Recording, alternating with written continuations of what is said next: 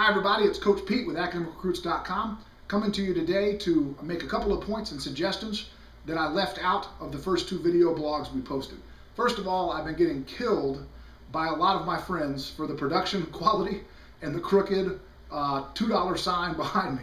Let me say that we're doing the best we can on a shoestring budget, and it's more important to us to get accurate information and relevant information into the hands of kids and parents so they can make a good decision about the recruiting process than it is to try to make myself look smart or handsome.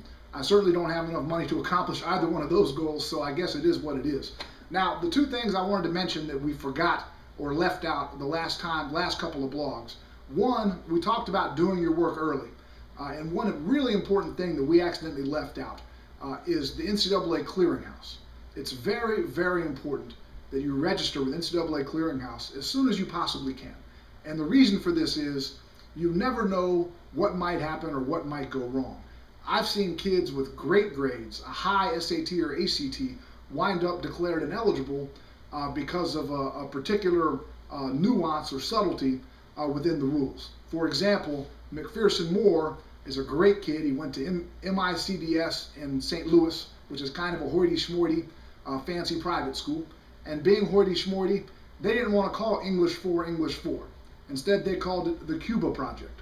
Well, the Cuba Project wasn't on the list of approved courses in NCAA. So this kid had over a 3.5, a 30-something on the ACT, and they declared him ineligible for Division I because he only had 3.5 credits of English because the NCAA didn't know what the Cuba Project was. So had McPherson applied to the NCAA Clearinghouse a year before he did, that would have been an issue we could have sorted out much easier.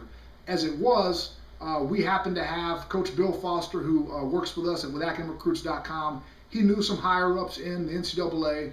He was able to make a phone call, and they were able to put some extra attention into McPherson's Clearinghouse application, and we were able to get it cleared up. McPherson did wind up earning a walk-on spot at Georgia Tech, and he's very happy there, and he's made a lot of friends. But if Bill Foster weren't available to make phone calls to higher-ups and grease the wheels of the large, inefficient bureaucratic machine that is the NCAA, McPherson might have had very serious problems. Over a 3.5, over a 30 ACT, and he might have been declared ineligible. So keep that in mind when we talk about doing your work early, that you should apply to the Clearinghouse ASAP to make sure all your ducks are in a row. The second thing I forgot to mention is when we talked about how do you know you're being recruited.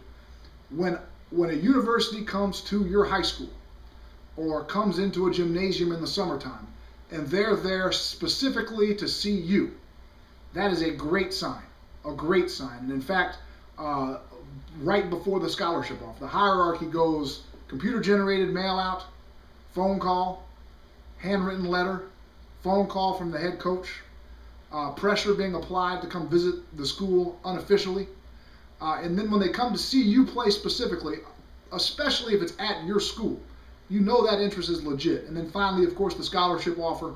And then, like we talked about, the order of official visits is really how you know you're being recruited first and foremost. So I just wanted to add those two pieces to the puzzle to make sure you guys are getting accurate information that also is thorough in its nature.